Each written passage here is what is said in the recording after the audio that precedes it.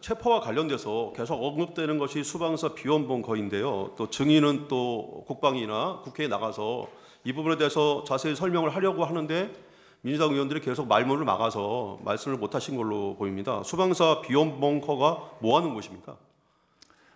모두 다 아시지만 예.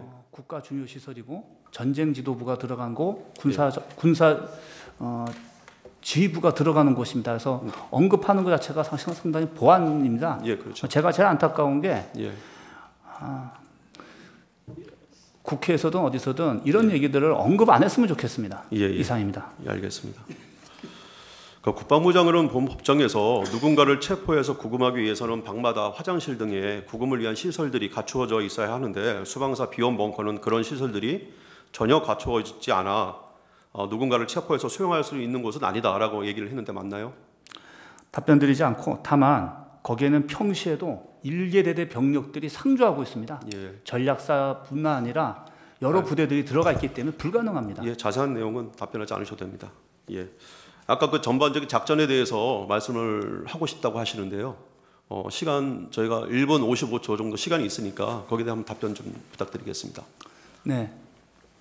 앞서 대통령께서 담화하시면 전략 지침인데 모호하고 또 장관님이 작전 지시를 하면 역시 과업이 불분명합니다. 근데 그게 군인들의 역할입니다. 자유민주주의 국가의 문민 통제 체제에서는 민간이 군을 알 수가 없기 때문에 두리뭉실 얘기하고 항상 군인들은 그 대비를 해야 됩니다. 계획이 없었습니다. 그러면 어떻게 해야 되냐면 그때 현장에 가서 전략 지침을 이해해서 나름 평가를 해서 명령을 주려면 구체적으로 주지 못하더라도 국제법과 국내법에 위반되지 않는 부분부터 해석합니다. 그게 통상 우리 교리상에 제약사항, 금지사항이 있고 최종 상태라는 게 있습니다. 제가 상황 벌어지자마자 부하들과 얘기하면서 최종 상태를 얘기한 게 그거였습니다. 과업이 불분명 상태에서 혼란할 수 있으니까 각자와 맨 위와 맨 아래가 같은 선상에서 생각할 수 있는 방향이 있어야 되는데 그것이 세 가지였습니다. 곧바로 한 10분 내에 얘기했던 것 같은데 국가 중요시설이 보호돼야 되고 국민은 안전해야 되고 또 시민이 안전해야 되고 그다음에 우리 장병들이 다치면 안 된다. 이걸 가지고 시작하자라고 그런 상태에서 제가 제일 먼저 가게 됐던 건 사령관은 가장 결정적인 장소, 상황에 결심할 때가 어딘가를 봐야 되는데 제가 판단했을 때는 국회였고 다 모르기 때문에 그다음에 저희도 그 많은 훈련했지만 국회에 들어가서 훈련이라든가 정찰을 해본 적이 없었습니다. 그래서 내가 직접 가겠다고 먼저 가겠다고 말했던 거고 가서 보니까 앞서 설명하신 것처럼 정말 시민들이 너무 많았고 상황이 너무 달랐습니다. 그래서 제가 평가를 한 다음에 했던 금지사항 그게 두 가지였는데 장갑차 들어오지 마라, 장갑차 출동하지 마라, 그 다음에 모든 장병들은 총을 차에다 내려놓고 국회로 이동해라, 이 지시를 한 겁니다. 그러니까 이게 막 상황은 되게 복잡했지만 군인들은 단순하게 해석해버려야 됩니다. 그래야만 임무가 되고 부하들이 불필요하게 시민이라든가 전우들을 다치게 하지 않거든요. 그래서 제가 해준 역할은 거기까지였고 그 다음에 현장에 도착하게 되면 분명히 전술제대 지휘관들이 저한테 자기들이 상황평가에서 이렇습니다 라고 얘기하면 제가 그때부터 과업을 줄 수 있었는데 계엄이 해제가 2시간 만에 끝나다 보니까 도착도 못하고 끝나버렸습니다. 그래서 결론적으로는 제가 우리 부하들에게 작전 구상에 의한 하나의 과업들을 주지 못하고 끝나게 돼버린 겁니다. 이상입니다. 네. 재주신 15분 하십시오.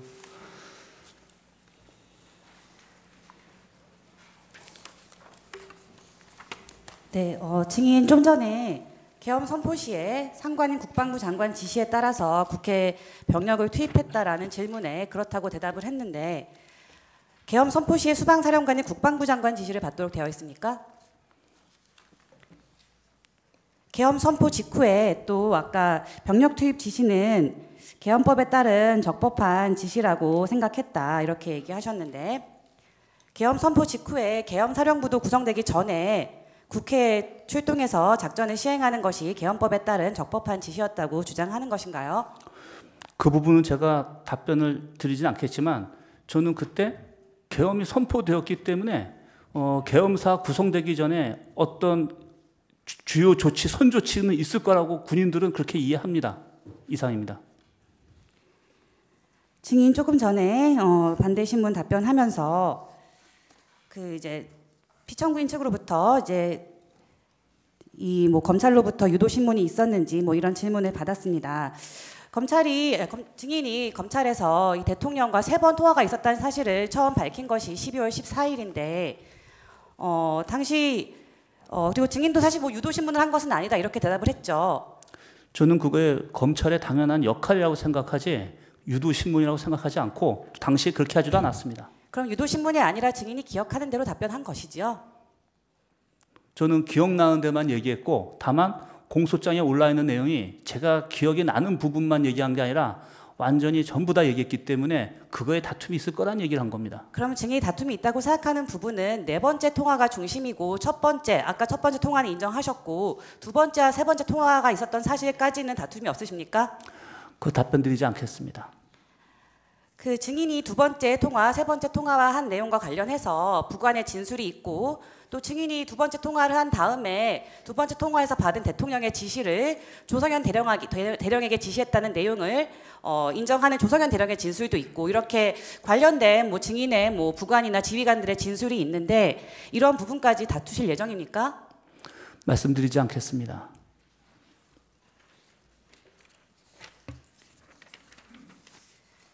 증인의 부관이나 증인의 지휘관들이 뭐 듣지 않은 내용, 기억에 반하는 내용을 허위로 이야기해서 증인을 곤란하게 할 특별한 이유가 있습니까?